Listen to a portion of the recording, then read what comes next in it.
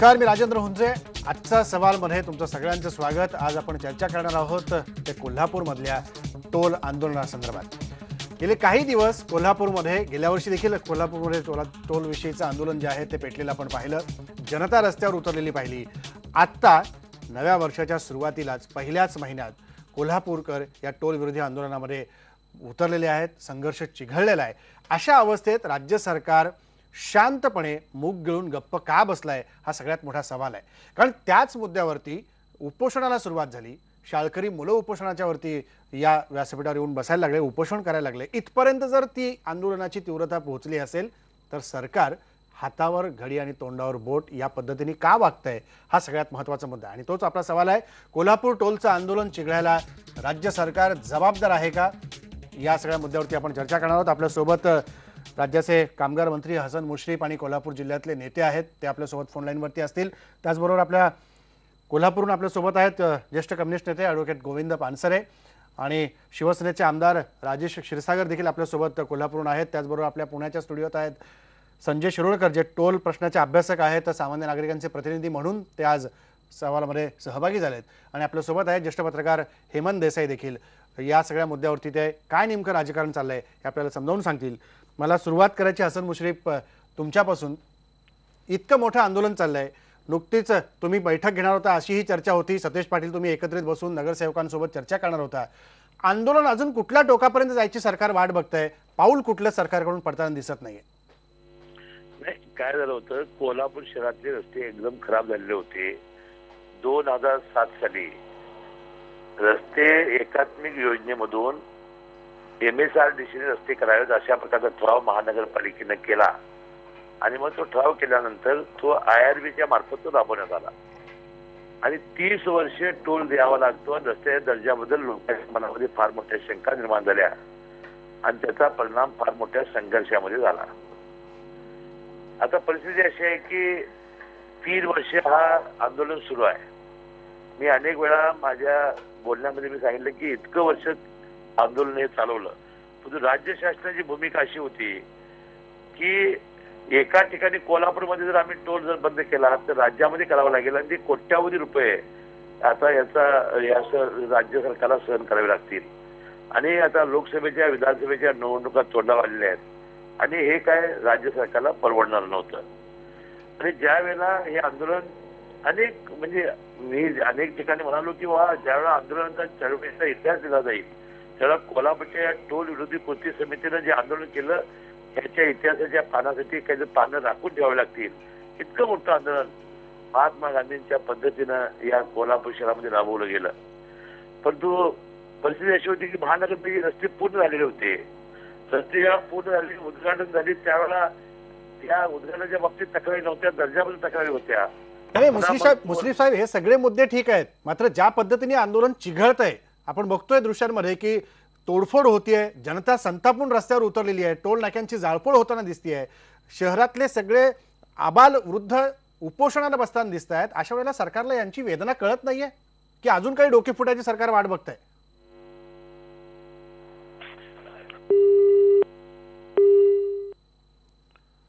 मंत्र्यांचा phone cut झालेला आहे. आशा करूया की पुन्हा एकदा फोन लाईनवरती मंत्री येतील आणि या प्रश्नाला थेट उत्तर देतील. मला ॲडव्होकेट गोविंद पानसरे तुम्हाला विचारायचं आहे की ज्या पद्धतीने मंत्र्यांना प्रश्न विचारला त्यावेळेला अडचणीचा प्रश्न असल्यामुळे कदाचित त्यांनी फोन ठेवला की काय अशी शंका उपस्थित होऊ शकते. काय म्हणायचं या टोल विरोधी भूमिकेला सरकारच्या? कुठलीच भूमिका सरकार घेत नाही. अजून काही सरकार 2-4 लोकांची डोकी फुटेपर्यंत वाट बघणार आहे की काही लोकांची बळी जाईपर्यंत वाट बघणार आहे? पहिली गोष्ट अशी की खरं म्हणजे हे सरकार अतिशय संवेदनाहीन आहे. म्हणजे मी 1952 सालापासून जेवढे महाराष्ट्राचे मुख्यमंत्री किंवा मंत्रिमंडळ आहे त्यांच्या विरुद्ध आंदोलन केलेले कार्यकर्ता आहे, इतकी संवेदनहीनता आत्ताच्या मंत्रिमंडळ जे दाखवतं तशी याच्यापूर्वी कोणीही दाखवलेली नव्हती. आत्ता जी मंत्री सांगायचा प्रयत्न करत होते त्याच्यातला मुख्य मुद्दा असा आहे की रस्ते बांधणं ही महानगरपालिकेची जबाबदारी आहे. कायद्यानं त्यांच्यावरती जबाबदारी सोपवलेली आहे. इतकंच नव्हे तर आमच्याकडनं रस्त्यांच्यासाठी म्हणून कर घेतला जातो रस्त्यांच्यासाठी आणि पुन्हा रस्ते बांधायचे ते खाजगी कुठल्या तरी कंत्राटदाराकडनं बांधून घ्यायचे आणि त्याचे पैसे नागरिकांच्याकडनं द्यायचे, हे मूलतः चूक आहे. खाजगीकरण म्हणजे जी जबाबदारी सरकारची आहे, जी जबाबदारी स्थानिक स्वराज्य संस्थेची आहे, ती जबाबदारी त्यांनी न पाडणं, हेच यालाच आमचा विरोध आहे. हा केवळ रस्त्याच्या दर्जाचा प्रश्न आहे असं जर कोणी सांगत असेल तर ती गोष्ट खरी नाही. दर्जाचा प्रश्न आहेच. एकूण काम पूर्ण झालं असं काहीतरी ते म्हणत होते, तेही खोटं आहे. कारण महानगरपालिकेच्या कमिशनरांनीच असं सरकारला सांगितलं आहे, हायकोर्टामध्ये दिलेलं आहे की किमान 12.5% काम शिल्लक आहे. किमान. खरं म्हणजे मला स्वतःला ते कबूल नाही, त्यापेक्षा फारच कमी काम झालेलं आहे. आणि करारामध्ये अशी तरतूद आहे की 95% काम पूर्ण झाल्याखेरीज टोल वसूल करता येणार नाही. पण त्याची पाहणी न करताच टोल वसूल करायला महाराष्ट्र शासनाने त्याला परवानगी दिली आणि एकदा लोकांचं आंदोलन झाल्यानंतर त्याला स्थगिती देण्यात आली. स्थगिती दिल्यानंतर आम्हाला मुंबईला पण पानसरे साहेब सरकार चाल ढकल का करताय? मुद्द्यावर येऊन चर्चा करायला का तयार होत नाहीये? नाही, त्यांनी आतापर्यंत 2 वेळेला चर्चा केल्या. एकदा मुख्यमंत्र्यांच्या नेतृत्वाखाली, एकदा आर पाटलांच्या नेतृत्वाखाली चर्चा केल्या आणि दोन्ही वेळेला दिलेली जी आश्वासनं होती ती आश्वासनं ते पाळू शकलेले नाही. खरं म्हणजे मी एकदा वैतागून परवाच्या मुंबईच्या मीटिंगमध्ये असं म्हणालो की महाराष्ट्रामध्ये राज्य IRBचं आहे की या मंत्रिमंडळाचं राज्य आहे. तर असं दिसतंय असं की IRBनं ज्या रीतीनं हा व्यवहार करवून आणला त्याचा तो परिणाम असावा असं मला स्वतःला वाटतं. आणि त्याच्यामुळं महाराष्ट्र सरकारचं आणि संबंधित खात्याचं, मंत्र्यांचं आणि अधिकाऱ्यांचा जो व्यवहार आहे हा व्यवहार पूर्णतः लोकशाहीच्या विरुद्ध आहे. आता काल जी काही जाळपोळ झाली याच्यापूर्वी सर्व आंदोलन शांततेनं चाललं होतं, महात्मा गांधींच्या मार्गाने चाललं होतं, उपोषणाला लोक बसले होते. शाळकरी मुलींच्या पासून तर ND पाटलांच्या सारख्या ज्येष्ठ नेत्यांच्या बरोबर लोक उपोषणाला बसतात, त्याची दखल त्यांनी घेतली नाही. आणि मग मात्र परवा दिवशी संध्याकाळी हसन मुश्रीफ आणि दुसरे मंत्री सतेज पाटील यांनी उपोषणाच्या ठिकाणी येऊन आम्हाला असं सांगितलं की तुम्ही उपोषण सोडा, टोल रद्द केलेला आहे. टोल रद्द केलेला अशी घोषणा त्यांनी तिथं सर्वांच्या समोर केली. आणि खरं म्हणजे 4-2 तास हा टोल रद्दही झाला होता. पण त्याच्यानंतर मंत्र्यांनी जाहीरपणे सांगितलेलं असताना सुद्धा हा टोल पुन्हा सुरू झाला, त्याच्यामधून उद्रेक तयार झाला. तेव्हा जाळपोळ झाली याला जर आपण काही म्हणत असू तर त्याला जबाबदार ज्या मंत्र्यांनी आश्वासनं दिली आणि जी आश्वासनं त्यांना पाळता येणं शक्य नव्हतं अशा आश्वासनं दिली. पानसरे साहेब, हसन मुश्रीफ आता आपल्यासोबत फोन लाईन वरती आहेत. हसन मुश्रीफ ते थेट तुमच्यावर आरोप करतायत की तुम्ही आश्वासनं दिली आणि ती पाळली नाहीत म्हणून जनतेचा उद्रेक काल पाहायला मिळाला.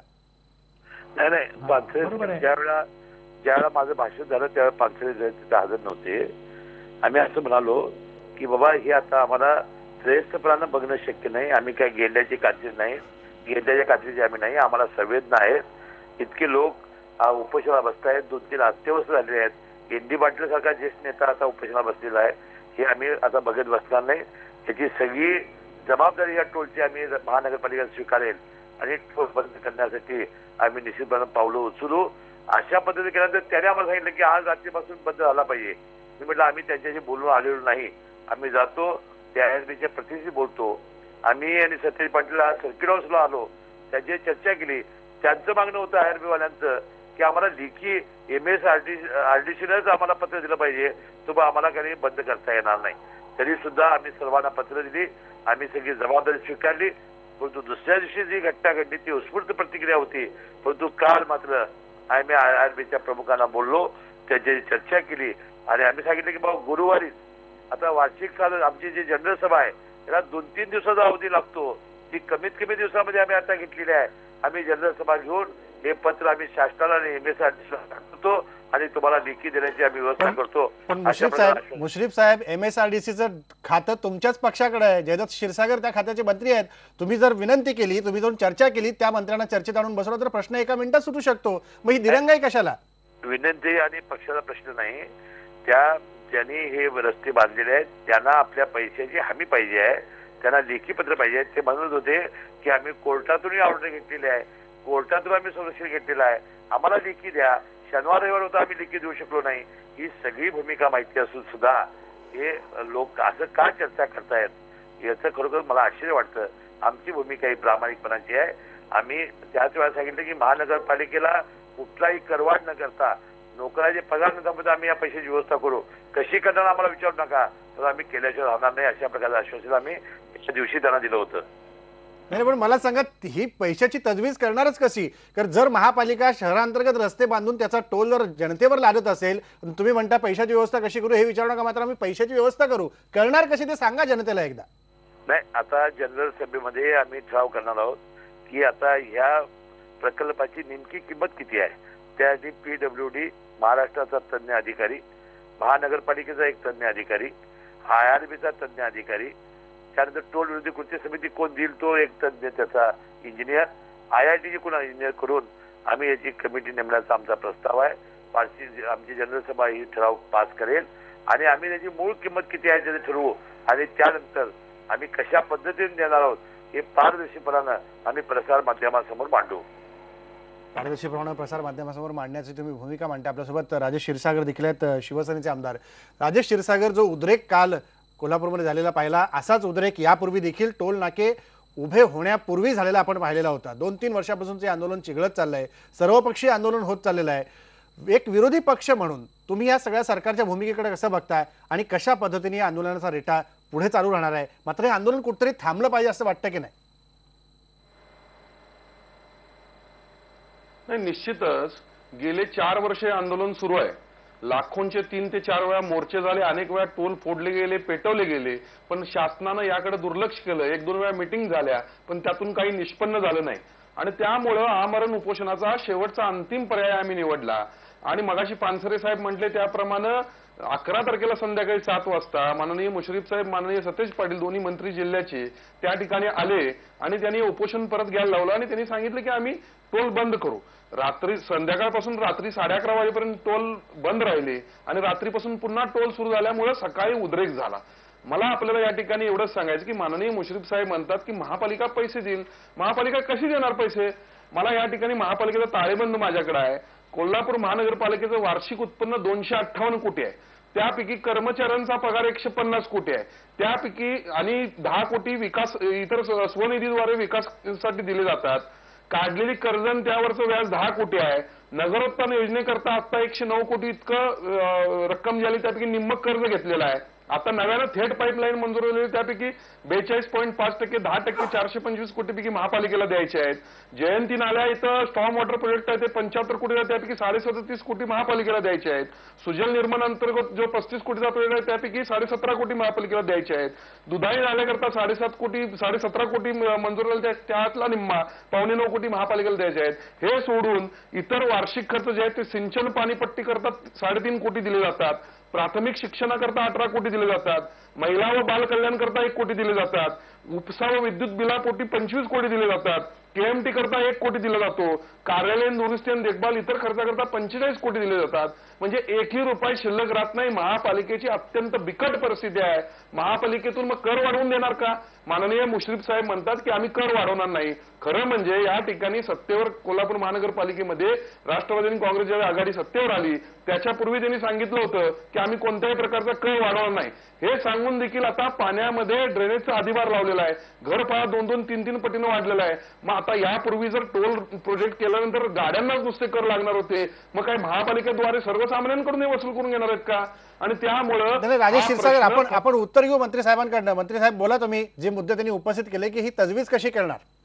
नाही, राजेश क्षीरसागर यांनी अभ्यास करून आलेलं दिसतंय, तर त्याला लक्षामध्ये नाही की ज्या पद्धतीनं हे टोल हे राजकारण करतायत. त्या निवडणुका लोकसभेच्या विधानसभेच्या तोंडावर सुद्धा ते राजकारण करतायत. कशा पद्धतीने आम्ही पैसे उभं करणार आहोत, ज्यावेळेला ही प्रोजेक्टची किती किंमत होईल त्यावर आम्ही ठरवणार आहोत. आणि जे आज ते सांगितलं ते सगळं ते फक्त तकलादू आहे. कारण कोल्हापूर शहराचा कसा विकास झाला, किती शासनाने निधी दिला ते त्यांनी सांगितलं नाही. थेट पाईपलाईन हे कोल्हापूर शहराच्या लोकांचं एक स्वप्न होतं. 450 कोटी रुपये केंद्र सरकार राज्य सरकारने आपल्याला थेट पाईपलाईनसाठी दिले. महालक्ष्मीच्या तीर्थक्षेत्रासाठी पैसे दिले.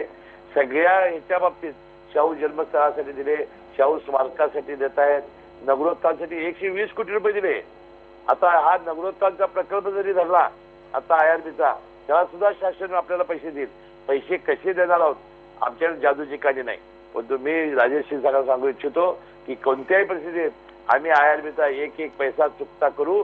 कोल्हापूर शहराचा नागरिक हा दुसऱ्याची ऋण मानणारा माणूस नाही आणि याचे पैसे आम्ही खेळण्याचे राहणार नाही. त्या एकदा मूळ किंमत ठरवू दे, मग त्याला मी निश्चितपणे कशा पद्धतीने देणार आहे आम्ही सांगू. पण मुश्रीफ साहेब, तुम्ही कोल्हापूरच्या जनतेला तुमच्या ऋणात कशाला अडकवताय? लवकर मुक्त करा. संघर्ष वाढण्यापेक्षा लोकांना उपोषण सोडायला लावा. नाही, मी निश्चितपणे सांगेन की आपल्याला राज्य शासनाकडून काय मदत मिळते काय आम्ही प्रयत्न केला.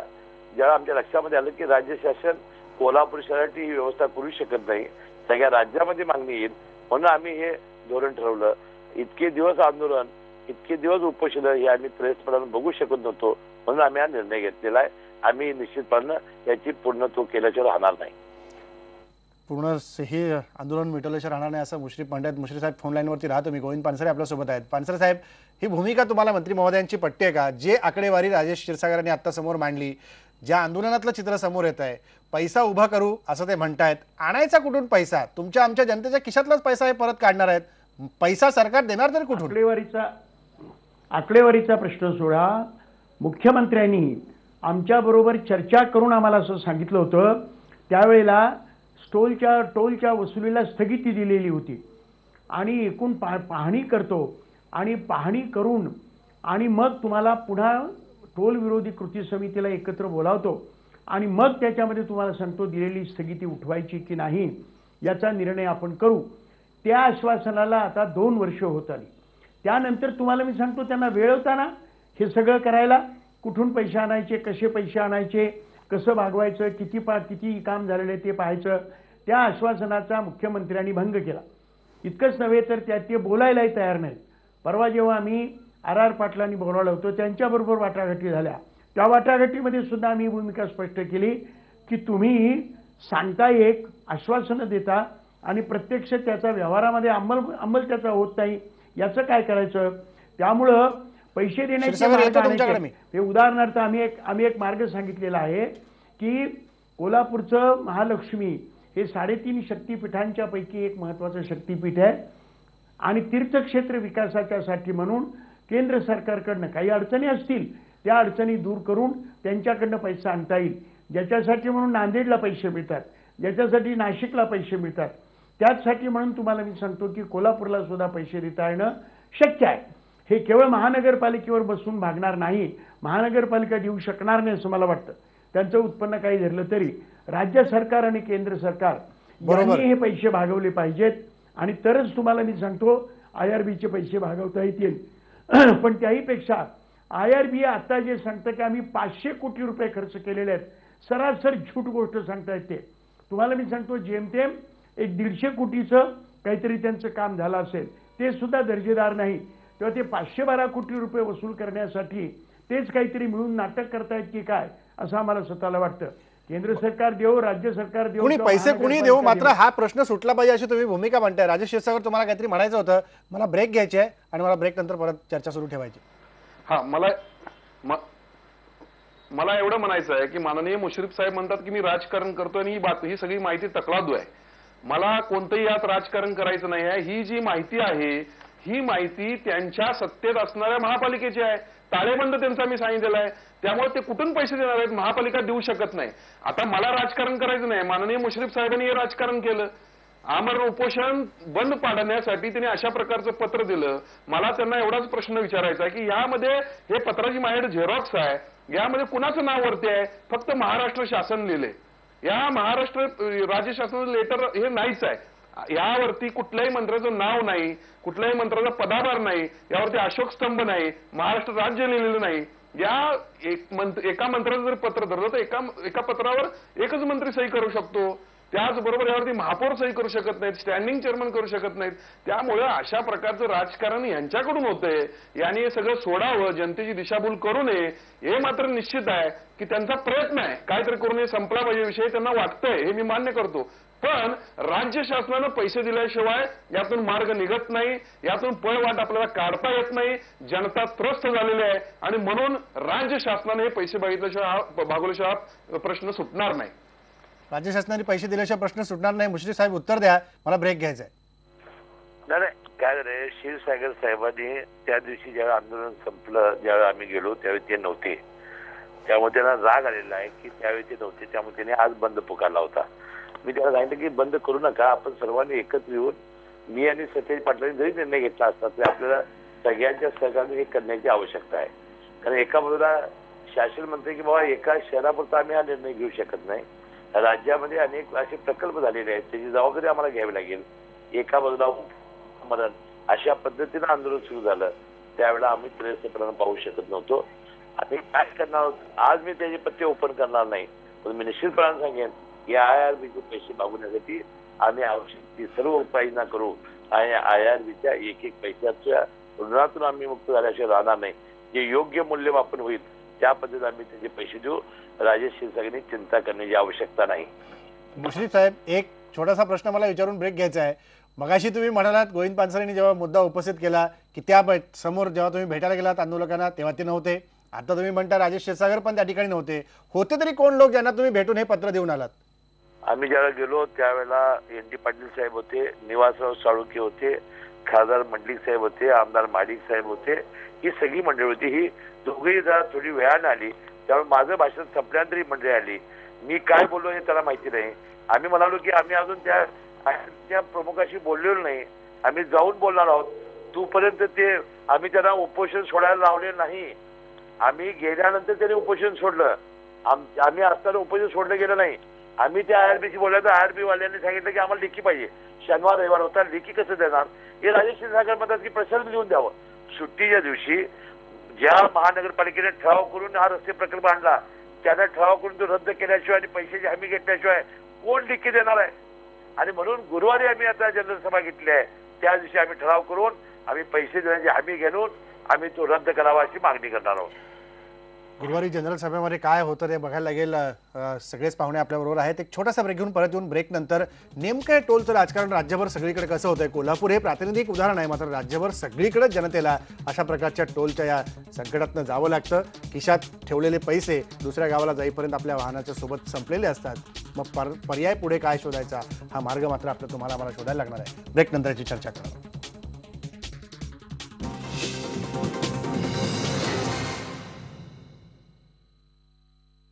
ब्रेक नंतर मला संजय शिरोडकरांना चर्चेत आणायचं आहे. संजय शिरोडकर हे टोल विषयक प्रश्नाचे अभ्यासक आहेत, सध्या पुण्याच्या स्टुडिओमध्ये आपल्यासोबत आहेत. संजय शिरोडकर, ज्या पद्धतीने केवळ कोल्हापूरचं आंदोलन जे आपण पाहतोय त्या आंदोलनाकडे पाहता एक प्रातिनिधिक उदाहरण आपल्याला कोल्हापूरचं समोर दिसतंय, पण राज्यभर हे सगळे प्रश्न आहेत. राज्यभरामध्ये लोकांना टोलच्या या सगळ्या जाचामधनं समोर जावं लागतं आणि तिथे या विळख्यात सापडावं लागतं. काय तुम्ही मांडाल? किती गंभीर हा प्रश्न आहे आणि सरकार किती त्याकडे गांभीर्यानं पाहत नाहीये? प्रश्न खूपच गंभीर आहे. मी मागच्या एपिसोडमध्ये पण सांगितलेलं की हा टोल हा प्रोजेक्ट जे असतात हे टोटल फ्रॉड आहेत. आणि कोल्हापूरचं उदाहरण गेलं तर माझ्यासाठी हा प्रोजेक्टच हास्यास्पद आहे. मी आत्तापर्यंत अभ्यासक म्हणून गेल्या 8 वर्षांमध्ये एक 2 लेनचं वायडनिंग, 2 लेनचं 4 लेन, 4 लेनचं 6 लेन किंवा नवीन रस्ते होणं इतपत सगळं पाहिलेलं आणि त्याच्यामध्ये जर टोल लागू होत असेल तर ती गोष्ट मी पाहिलेली. आज जागतिक स्तरावर जर तुम्ही थोडा अभ्यास केलात की जे पुढारलेले देश आहेत तिथे 6 महिन्यांवर प्रायोगिक तत्वावर रोड बांधून टोल हवा का नको हे पब्लिक पार्टिसिपेशन घेतलं जातं. आपल्याकडे पब्लिक पार्टिसिपेशन टोल करताना किंवा रोड कन्स्ट्रक्शन करताना कुठेही घेतलं जात नाहीत. आपल्याकडे टोल हा लादला जातो. मी येतो डायरेक्ट कोल्हापूरच्या प्रोजेक्टवर. जे काही कॉस्टिंग ती लोक सांगताहेत की ओरिजिनल कॉस्टिंग काहीतरी 52 कोटीचं होतं, त्याच्यानंतर 450 का 500 कोटीचं ते एस्टिमेट सांगता आहेत. तर आपल्याकडे कॉस्ट ओव्हर रन हा सगळ्या प्रोजेक्टमधला सर्वात मोठा भ्रष्टाचार आहे. आता पानसरे साहेबांनी काहीतरी 150 कोटी ही एक अमाऊंट सांगितली. कुठेतरी कोल्हापूरमधल्या मला वाटतं 2-4 लोकांनी जी याचिका दाखल केली आहे त्याच्यामध्ये 95 कोटीचं एस्टिमेशन आहे आणि चॅलेंज केलेलं आहे की आम्ही ज्या पद्धतीने निरीक्षण केलेली आहेत ती तुम्ही क्रॉस चेक करून बघा. माझं असं स्पष्ट म्हणणं आहे की क्रॉस चेक करायला काय हरकत आहे सरकारला. आणि जेव्हा दिरंगाई हा शब्द येत होता मी त्याला दिरंगाई न म्हणता दप्तर दिरंगाई असं म्हणेन की तो सुद्धा प्रॉब्लेम आपल्याकडे खूप वर्षापासून आहे असं माझं म्हणणं आहे. मुश्रीफ साहेबांनी जेव्हा त्यांच्या सुरुवातीच्या पहिल्याच लाईनमध्ये एक शब्द वापरलेला की निवडणुका जवळ आलेल्या आहेत आणि त्या हिशोबाने टोल बंद करणं आम्हाला परवडणार नाही. मला वाटतं याच एका लाईनमध्ये सर्व गणित ही सामावलेली आहेत. मी एक बरोबर. छोटंसं उदाहरण घेतो. जेव्हा हा जो सगळा घोळ आहे हा टोटल कॉस्ट शीट मध्ये आहे. जबाबदारी म्हणाल तर मी कॉन्ट्रॅक्टरला जबाबदार कधीच धरणार नाही. ही सर्वस्वी जबाबदारी ही सरकारची असते. मग आता ह्या कॉन्ट्रॅक्टच्या बाबतीमध्ये स्टेट सरकार म्हणजे राज्य सरकार आणि त्याच्या सगळ्या स्टेट मशिनरीज म्हणजे MSRDC आलं किंवा PWD आलं. मला सांगा, सर्वात पहिलं प्लॅनिंग कमिशन एखादं काम डिझाईन करते, मग बीड नोटीस किंवा टेंडर नोटीस काढते, मग बीड डॉक्युमेंट जमा करते, मग बीड प्रोसेस निर्माण करते, मग प्रोसेस होऊन वर्क ऑर्डर निघते, मग इन्स्पेक्शन व्हायला हवात, मग त्याच्यानंतर अर्नेस्ट मनी डिपॉझिट यायला हवा, त्याच्यानंतर परफॉर्मन्स सिक्युरिटी यायला हवी. या सगळ्या गोष्टी कोण करतं? तर या सगळ्या गोष्टीची जबाबदारी सरकारची आहे. मी जेव्हा सरकार म्हणतो तेव्हा मंत्री, मिनिस्ट्री आणि जे अधिकारी आहेत PWD किंवा MSRDC या सगळ्यांचीच. त्याच्यामुळे टोल आंदोलन जे काही चिघळलं नाही चिघळलं, आणि मला सांगा उद्रेक काय आज होतो का हो? आज गेले 7-8 वर्ष तुम्ही हे सगळं बघतात आणि ही जी दिरंगाई चालली, रादर आय वुड से की दप्तर दिरंगाई चाललेली आहे. माझ्या मते याला सर्वस्वी जबाबदार हे राज्य सरकार आहे. अगदी खरं आहे. आणि सर्वस्वी मी जबाबदार हे राज्य सरकार आहे. तुम्ही स्पष्टपणे म्हणता ते अगदी खरं आहे. मला हेमंत देसाईंना मुद्द्याला धरून पुढे आणायचे जे मुद्दे तुम्ही समोर मांडले. हेमंत देसाई सर, जे टोलचं आंदोलन आपण बघतोय, 9वीतली एक विद्यार्थिनी उपोषणाच्या ठिकाणी उपोषणाला बसते आणि सर्वात ज्येष्ठ शेकाप नेते प्राध्यापक ND पाटील यांना उपोषणाला बसावं लागतं. याला काय म्हणायचं? सरकारची ही उदासीनता म्हणायची, सरकार झोपेचं सोंग घेत आहे म्हणायचं, की सरकारला ह्याच्यामध्ये काहीच करायचं नाही? असं संजय शिरोडकर म्हणाले. निवडणुका जवळ आल्यात म्हणून हे सगळं होताना दिसतंय. कसलं राजकारण चाललंय हे? या सरकारची कातडी गेंड्याची आहे हे स्पष्ट आहे. मगाशी पानसरे साहेबांनी सांगितलं की संवेदनहीनता जी आहे ती कळसाला पोचलेली या सरकारची. मग या लोकांना लूटमार करताना लाज वाटत नाहीये. कोल्हापूरमधलं हे जे आंदोलन आहे ते गेल्या काही वर्षामधलं महाराष्ट्रातलं एक अतिशय प्रमुख आंदोलन आहे, ज्याचं नेतृत्व पानसरे साहेब आणि ND पाटील करतायत. ज्याप्रमाणे त्यांनी एनरॉनच्या विरोधी आंदोलन केलं होतं आणि एनरॉनला पहिल्यांदा हाकलवून लावलं होतं, तशा प्रकारचं हे आंदोलन आहे हे आपण लक्षात घेतलं पाहिजे. त्यामुळे या आंदोलनाला सलाम करायला लागेल. या आंदोलनामध्ये तरुण आहेत, महिला आहेत, लहान मुलं आहेत, तालमी आहेत, अनेक कलावंतांनी त्यामध्ये भाग घेतलेला आहे. अनेक पक्षाच्या लोकांनी आणि सर्वसामान्य माणसांनी, ज्याला आपण आम आदमी म्हणतो, तो आम आदमी यामध्ये रस्त्यावरती 4 वर्ष सलगपणे उतरलेला आहे. त्यामुळे या आंदोलनाला पहिल्यांदा आपण सलाम करायला पाहिजे. आणि निवडणुका होईपर्यंत हसन मुश्रीफ असतील, सतेज पाटील असतील किंवा बाकीचे मंत्री असतील, त्यांना जाग आली नाही. याचं कारण म्हणजे यांना आता लोकांशी कसलाही संबंध उरला नाही. एक ठळक उदाहरण देतो. मुंबईमध्ये जो सागरी सेतू झाला त्याची कॉस्ट आहे ती दुपटीपेक्षा अधिक वाढवून दिली. असे अनेक प्रकल्प आहेत. सिंचन प्रकल्पामध्ये अनेक कॉस्ट एस्केलेशन इतकं झालं, इतक्या मोठ्या प्रमाणावरती झालं की तो महाराष्ट्रातला एक महत्त्वाचा प्रश्न झाला. तशाच प्रकारे हा टोलचा प्रश्न आहे. एक आपण लक्षात घेतलं पाहिजे की ज्यावेळी ही पॉलिसी झाली म्हणजे टोलची कोल्हापूरमधलं उदाहरण घेतलं तर कोल्हापूरमध्ये नगरसेवकांपासून सरकारी अधिकारी, सगळ्या संबंधित खात्यांमधले अधिकारी आणि मंत्री यांना काहीतरी फायदा झाला त्याच्यामधला हा उघड भाग आहे. अनेक आरोप झाले. काहींना कार मिळाल्या, काहींना मंथली पाकिटं मिळतात, असे आरोप झाले. एवढे आरोप होऊन सुद्धा सरकारने यासंबंधी स्वतःहून कसलीही चौकशी केली नाही. उलट सरकारची राष्ट्रवादी असेल किंवा काँग्रेस असेल किंवा अन्य पक्षातले सुद्धा लोक आहेत ते याच्यामध्ये सहभागी आहेत. त्यामुळे ते चौकशी करणार नाही हा प्रश्न बाजूला ठेवा.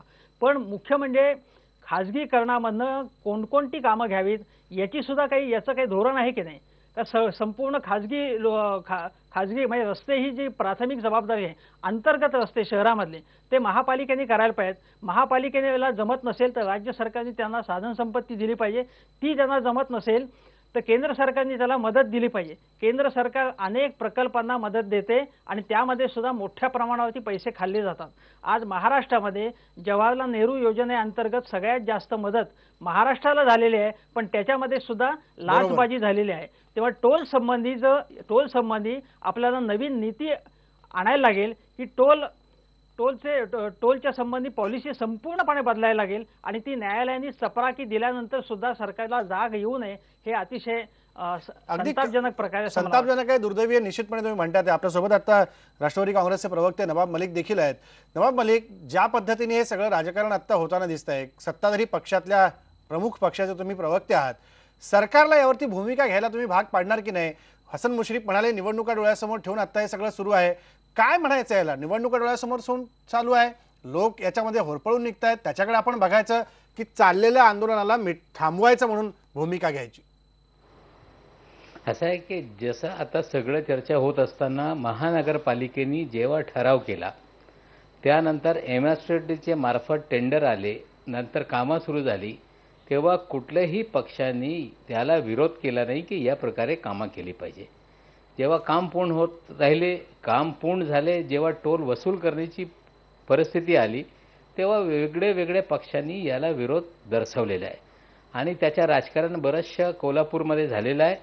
आणि 2 दिवसापूर्वी जेव्हा एक राज्यमंत्री आणि मंत्री निर्णय घेत आहे की आपण यांना जे कोल्हापूरकर आहेत त्यांच्याकडून टोल घेऊ नये आणि जे बाहेरच्या गाड्या येतील त्यांच्याकडून टोल वसूल करू आणि महानगरपालिका ते पैसा सगळं सोसेल. एक कुठेतरी या IRBच्या चुकलं आहे की निर्णय झाल्यानंतर पुन्हा त्यांनी वसुली सुरू केली. त्यांनी मंत्र्यांनी सांगितल्यानंतर विश्वास ठेवला पाहिजे होता.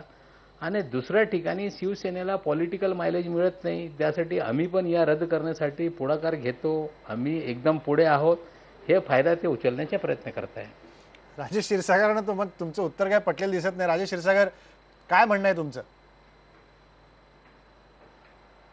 नाही, नवाबजी मलिकजींना मी एवढंच सांगू इच्छितो की ज्या वेळेला प्रकल्प चालू झाला त्यावेळेपासून आंदोलन सुरू नव्हतं असं त्यांचं म्हणणं आहे.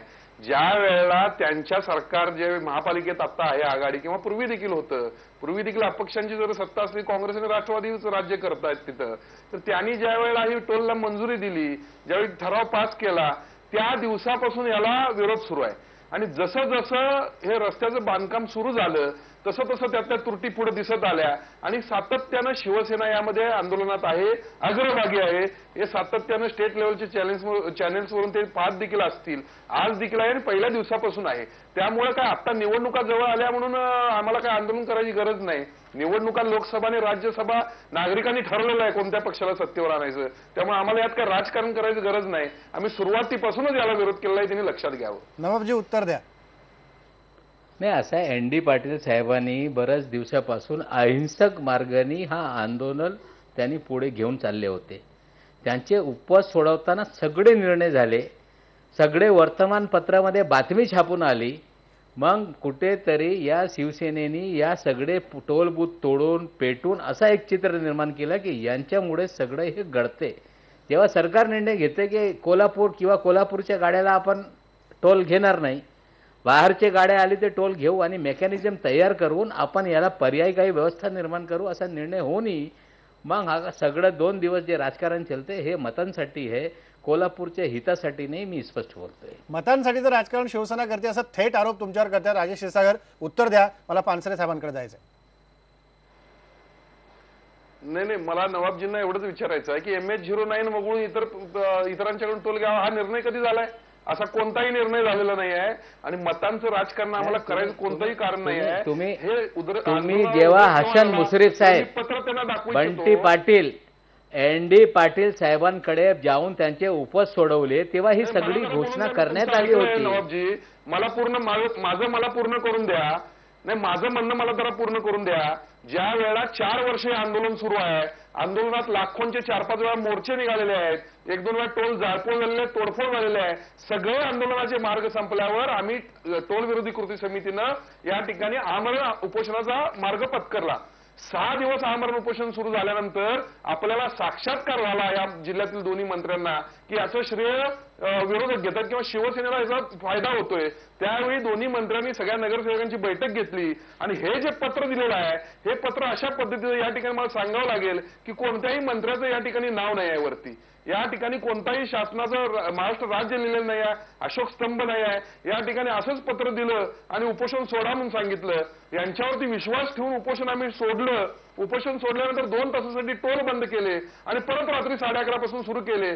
सकाळी उठल्यावर नागरिकांना लक्षात आलं की टोल पुन्हा सुरू केलेले आहेत आणि त्यावेळी हा उद्रेक झालेला आहे. शिवसेनेनं तोडफोड केलेली नाहीये, तर शिवसेनेबरोबर असणाऱ्या आम जनतेनं आणि सर्व पक्षीयांनी. आता मला एक दुसरा प्रश्न करत नाही, तुमच्या देखील पक्षाची मंडळी यात आहेत, त्यांना आम्ही वेलकम आहे त्यांचं, त्याचा काही भाग नाही. पण ज्या पक्षाची सत्ता या राज्यात आहे त्यांनी याकडे गांभीर्यानं पाहणं गरजेचं होतं आणि मग त्यानंतर हा प्रश्न उद्भवलाच नसता. हे आपण आश्वासन दिलं आणि पाळलं नाही, त्यामुळे कालच्या दिवसभरातला उद्रेक आहे. शिवसेनेला सत्तेवर येण्यासाठी शिवसेना जे क्रेडिट घेते, हे जे आपलं म्हणणं आहे ते साफ खोटं आहे. मी अजून एकदा सांगू इच्छितो की केंद्रात असो अथवा राज्यात असो, जनतेने ठरवलेलं आहे एनडीएची आणि महायुतीची सत्ता त्या ठिकाणी आणायची. राजेश क्षीरसागर, ते होईल तेव्हा होईल. नवाभाई उत्तर द्या, मला ब्रेक घ्यायचा, थोडक्यात उत्तर द्या. असं आहे की एन.डी. पाटीलच्या साहेबांच्या उपोषण तोडत असताना सगळी घोषणा करण्यात आली होती. आमदार साहेब स्वतः सांगताय की आम्हाला विश्वासात घेतलं नाही, म्हणजे एन.डी. पाटील सारखे ज्येष्ठ नेत्यांना विश्वासात घेऊन एखादा निर्णय होते त्याच्या राजकीय लाभ यांना मिळत नाही, ते स्वतः कबूल करताय. आणि सगळे 2 दिवस जे सगळं शिवसेना घडवून आणताय ते राजकीय फायदा घेण्यासाठी, पण ते कोल्हापूरच्या जनतेला माहिती आहे सगळं. काहीतरी ऐकू बोलताय. मी कधी म्हटलं विश्वासात घेतलं नाही? हा विषयच नाही आहे. विश्वासात घेतलं नाही असं मी म्हटलं नाही. एन.डी. पाटील साहेब एक ज्येष्ठ नेते असताना त्यांनी उपवास तोडला, काहीतरी त्यांना विश्वास निर्माण झाला असेल त्यासाठी त्यांनी उपवास तोडलं ना. हा मुद्दा त्यांनी उपवास आपल्यावर विश्वास ठेवूनच सोडला, पण आपण विश्वासघात केला ना, म्हणून आंदोलन उभा राहिलंय काल दिवसभरातलं. विश्वास ठेवूनच आंदोलन मागे घेतलं. पण राजेश क्षीरसागर हाच मुद्दा घेऊन मला पुढे जायचा आहे. नवाबभाई, मला ब्रेक घ्यायचा आहे. नेमका विश्वासघात कुणी कुणाचा केला आणि याला जबाबदार आपण कुणाला धरायचं आहे बघायचं आहे. ब्रेकपूर्वी आपला प्रश्न बघा, कोल्हापूर टोलचं आंदोलन चिघळायला राज्य सरकार जबाबदार आहे का? बघा जनता काय म्हणते. 100% लोक म्हणतात होय, याला राज्य सरकारच जबाबदार आहे. त्यामुळे निवडणुकीच्या पुढे हे राजकारण करून चालणार नाही. राजकारण बदलतंय, लोक आता सजग झालेले आहेत, याची जाणीव राजकारण्यांनी ठेवावी. ब्रेक घेऊया, परत भेटू.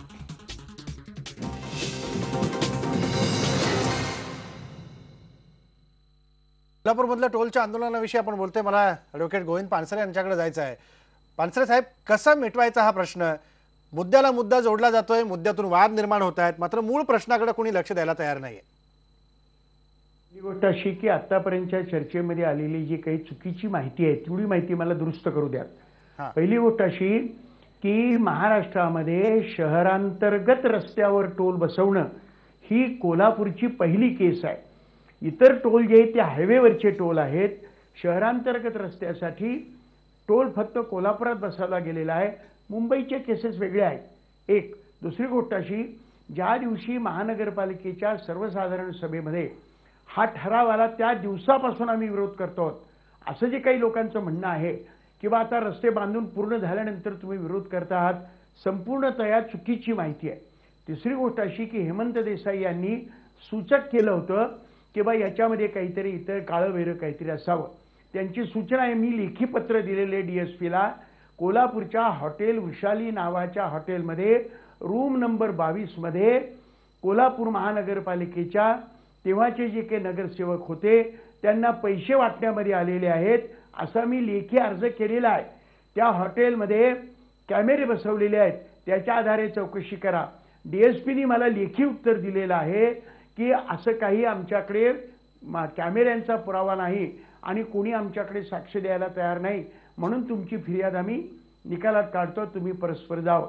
राजकारणाचा मुद्दा म्हणून जे सांगतात, याच्यामध्ये कोल्हापूर जिल्ह्यामध्ये जेवढे राजकीय पक्ष आहेत ते सर्व राजकीय पक्ष याच्यामध्ये सहभागी झालेले आहेत. काँग्रेसचे आणि राष्ट्रवादीचे मंत्री सहभागी झाले नसतील, परंतु PN पाटील जे काँग्रेसचे अध्यक्ष आहेत ते याच्यामध्ये सहभागी होते. कमी होते, जास्त होते, पण होते. की RK पवार राष्ट्रवादीचे शहराचे अध्यक्ष ते याच्यामध्ये सहभागी होते. कमी होते, जास्ती होते, तीव्रतेनं होते, कमी तीव्रतेनं होते, पण त्याच्यामुळे या पक्षाला किंवा त्या पक्षाला याला काहीतरी राजकीय ॲडव्हान्टेज मिळणार आहे अशी शक्यता म्हणून कुणीतरी त्या आंदोलनामध्ये खरे. आणि सर्व राजकीय पक्षांची म्हणून जेवढी जनता आहे त्याच्या बाहेरची जनता सुद्धा याच्यामध्ये सहभागी झालेली आहे. ज्यांचा राजकारणाशी काही संबंध नाही, ज्यांना कोणत्याही निवडणुकीला उभं राहायचं नाही आहे, अशी जनता मोठ्या प्रमाणामध्ये, तालीम मंडळं, वेगवेगळी छोटी मोठी मंडळं ही याच्यामध्ये सहभागी झालेली आहेत.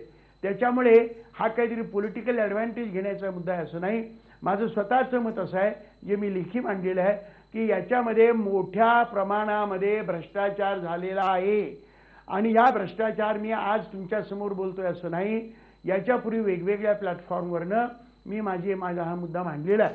आणि मुख्यतः गोष्ट अशी आहे की शासनानं आणि महानगरपालिकेनं रस्ते बांधण्याची स्वतःची जबाबदारी टाकून देणं हे बरोबर आहे का? मुख्यमंत्र्यांच्या सभेमध्ये मी म्हणालो होतो, मुख्यमंत्र्यांच्या बरोबर चर्चा करताना, आता तुम्ही हळूहळू की संपूर्ण सरकारच कुणाला तरी चालवायला द्या ना. रस्ते बांधायला दुसऱ्याला सांगता, नंतर तुम्हाला मी सांगतो धरणं बांधायला दुसऱ्याला सांगता, आरोग्य व्यवस्था दुसऱ्याकडे देता. बरोबर, शासनाने कुठेतरी स्वतःची ही प्रणाली सुधारली पाहिजे असं तुम्ही सुचवता सरकारला. हे अगदी खरं आहे, ही वस्तुस्थिती आहे. सरकारने याचा गांभीर्याने विचार करायला पाहिजे. संजय शिरोडकर, माझा वेळ संपत आलेला आहे. काय सांगाल या सगळ्या टोलच्या मुद्द्यामधनं बाहेर पडण्यासाठी म्हणून काय प्रणाली अंमलात आणली पाहिजे जेणेकरून आपल्याला पुढचा मार्ग सोपा जाईल? मला फक्त 30 सेकंद द्या. बेसिकली याच्याबद्दल मार्ग असाच निघू शकतो की जे काही आज 450 किंवा 500 कोटीची अमाऊंट जी लोक सांगतायत तो डेफिनेटली कॉस्ट ओव्हररन आहे. आणि मंत्री महोदय, हे मला एक अभ्यासक म्हणून कळत नाहीये, हे कमिट करून का ठेवतात की आम्ही पे करू म्हणून? अहो, कमिट करायच्या आधी त्याचे डॉक्युमेंटेशन आहे, कन्सेशन अग्रीमेंट आहे, सबस्क्रिप्शन अग्रीमेंट आहे, जी काही लिखापडी झाली असते ज्याच्यामध्ये कॉम्प्लायन्स आणि नॉन कॉम्प्लायन्स हा विषय आहे की जो 100% मी जो का अभ्यास केलेला आहे, नॉन कॉम्प्लायन्स हा 100% निघणार आहे. टर्मिनेशन क्लॉज असतो, सस्पेन्शन क्लॉज असतो. तुम्ही हे चेक न करता डायरेक्ट तुम्ही पैसे देऊ हे कमिट करता. मी तर म्हणतो तुम्ही सगळं डॉक्युमेंटेशन आणि सगळं जी काही प्रक्रिया आहे ही क्रॉस चेक करा. तुम्हाला 100% त्याच्यामध्ये त्रुटी दिसतील, डिस्क्रिपन्सीज दिसतील आणि टर्मिनेशन किंवा सस्पेन्शन क्लॉज असेल तर तो मार्ग मोकळा आहे. तुम्ही 500 कोटी सरळ कमिट करून टाकता. मला एक टॅक्स पेअर म्हणून ही गोष्ट अजिबात पटत नाहीये. आणि 5 सेकंद मला वेळ द्या. 5 सेकंद मला वेळ द्या. मला फक्त 5 सेकंद वेळ द्या की बेसिकली एक्सप्रेस अख्खा बांधला गेला, मुंबई एक्सप्रेस, तेव्हा 1100 कोटीमध्ये त्याचं कन्स्ट्रक्शन झालं. आणि हा जो छोटासा प्रोजेक्ट आहे तो 500 कोटीवर जातो. हसावं का रडावं हे कळत नाहीये. अगदी खरं आहे. नवाब मलिक, काय करायला पाहिजे? हसावी की रडावं असं जनतेपुढे प्रश्न पडला. जनता म्हणते सरकारचीच जबाबदारी आहे. असं आहे की 500 कोटी सरकार कुठे कमिट करत नाही. टेंडर देत असताना 220 कोटी आणि 30 वर्षाच्या या करारावर देण्यात आलेला आहे. कंपनी किती सांगत असतील त्याला सरकारने कधीही सांगितलं की नाही की 500 कोटीचा प्रकल्प आहे, 220 कोटी रुपयाचा प्रकल्प आहे. हा कोर्टात लोकांनी ह्याच्या विरोधात सांगितलेला आहे किंवा कोर्टात लोकांनी दाद मागितलं आहे. आता कोर्ट निर्णय घेईल. पण या मुंबईमध्ये पण जोग नावाचे एक ठेकेदार त्यांनी BOT बेसिसवर घेतला, मग तो प्रकल्प झाला नाही, मग कोर्टामध्ये गेले आणि त्यांनी याच्यातून पैसे घेतले. अशी परिस्थिती कोल्हापूरवर येऊ नये, ज्यांच्याकडून जनतेचंच नुकसान होणार आहे. काहीतरी एक मार्ग जे मंत्री महोदयांनी सुचवला त्याला स्वीकारून कुठेतरी मार्ग काढला पाहिजे असं आमचं मत आहे. मार्ग काढला पाहिजे असं तुम्ही सुचवताय, पण तो मार्ग निघणार कसा हा सगळ्यात महत्त्वाचा मुद्दा आहे. मला शेवटी हेमंत देसाई सरांकडे जायचं आहे. हेमंत देसाई सर, तुम्ही म्हणालात की हे राजकारण सुरू आहे, हे कुठेतरी थांबलं पाहिजे. काय नेमकं आता सरकारने करायला पाहिजे? सरकारची भूमिका काय असली पाहिजे? नगर विकास खातं मुख्यमंत्र्यांकडे आहे, राष्ट्रवादीकडे दोन्ही MSIDC PWD ही दोन्ही खाती आहेत. अशा परिस्थितीमध्ये सरकारच राजकारण करतंय? सरकार तर नक्कीच करत आहे. म्हणजे एक तर काय, लोकांचा उद्रेक कसा थोपावा हे सरकारला कळत नाही. सरकार असं म्हणते की हा स्थानिक प्रश्न आहे. आणि स्थानिक प्रश्न कसा आहे की जेव्हा इतके मोठ्या प्रमाणावरती लोक रस्त्यावरती येतात तेव्हा सरकारने त्याच्यामध्ये हस्तक्षेप करणं आणि रास्त हस्तक्षेप करणं ही गरज आहे. पण हस्तक्षेपाच्या ऐवजी संपूर्ण खाजगी ठेकेदारांना संपूर्ण काही अंधण दिल्यासारखी परिस्थिती आता इथे आहे. याच्यावरती काय उपाय आहे? ते एक तर स्थानिक स्वराज्य संस्था ज्या आहेत त्यांचं सगळ्या म्हणजे महाराष्ट्रामध्ये सगळ्या ठिकाणी स्थानिक स्वराज्य संस्था आहे, दिवाळखोर कारभार आहे त्यांचा संपूर्ण बजेट कोलमडलेलं आहे. त्यामुळे ते बजेट कोलमडलेलं आहे. एक तर जकात आपण रद्द केलेली आहे. जकातीला जो पर्याय जो आहे LBT, त्या LBTमधनं तेवढा रेव्हेन्यू मिळत नाहीये अजूनही. तेव्हा याच्यामधनं मार्ग काढायचा असेल तर स्थानिक स्वराज्य संस्थांचा कारभार सुधारण्यासाठी अनेक कमिट्या नेमलेल्या आहेत. त्यांनी त्या मोलाच्या सूचना केलेल्या आहेत आणि त्यांचे उत्पन्न वाढवण्याचा मार्ग अनेक सांगितलेले आहेत. ते मार्ग आपण शोधून त्याचा अवलंब केला पाहिजे आणि त्याच्यामध्ये राजकारण येता कामा नये. दुसरी गोष्ट म्हणजे टोल किती असावा, किती वर्ष तो वसूल करावा, खर्च किती आणि खर्चाच्या किती प्रमाणात तो वसूल केला पाहिजे, त्याच्यामधनं कोणाला माफी दिली पाहिजे, बरोबर. या सगळ्या ज्या गोष्टी आहेत त्यासाठी टोल स्वतंत्र प्राधिकरण नेमलं पाहिजे. एक सगळ्यात महत्त्वाचा मुद्दा असा आहे की दिल्लीमध्ये आम आदमी पक्षाचं सरकार आलं, ते वीज आणि पाणी याच्यामधलं खाजगीकरण हा मुद्दा घेऊन ते त्याच्यावरती लढाई देऊन ते आलेलं आहे. त्यामुळे खाजगीकरण हा एक अतिशय महत्त्वाचा मुद्दा आहे. बीओटी तत्वावरती जे काही अनेक प्रकल्प आले ते युतीच्या काळात त्याला सुरुवात झाली, हे लक्षात घेतलं पाहिजे की फक्त राष्ट्रवादी आणि काँग्रेस याला जबाबदार असं नाही. तर याला सर्वपक्षीय राजकारण तुम्ही म्हणतात फेर देसाई सर, याला सर्वपक्षीय राजकारण जबाबदार आहे. आता निवडणुका डोळ्यासमोर ठेवून लोकांनी हे सगळं करण्याचं टाळावं, पण काय नेमकं करायचं आहे हेच सरकारला सुचत नाही का? हा खरा मुद्दा आहे. शेवटी आपला प्रश्न बघा, कोल्हापूर टोलचं आंदोलन चिघळायला राज्य सरकार जबाबदार आहे का? 98% लोक म्हणतात की होय, राज्य सरकारचीच जबाबदारी आहे. आता किमान निवडणुका डोळ्यासमोर आहेत म्हणून हे राजकारण करायचं आणि जनतेला कुठल्या तरी एका आंदोलनामध्ये संघर्ष करायला लावायचा आणि आंदोलनामध्ये त्यांना होरपळून टाकायचं, ही किमान भूमिका सत्ताधाऱ्यांनी आणि त्यांच्यासोबत राजकारण करणाऱ्या इतर पक्षातल्या नेत्यांनी देखील लक्षात ठेवावी. आणि जनतेसोबत आपण राहिलो तरच आपला टिकाव आहे हे तरी किमान आता त्यांनी ध्यानात ठेवावं. इथंच थांबू. पहा फक्त 1 दिन लोकमत.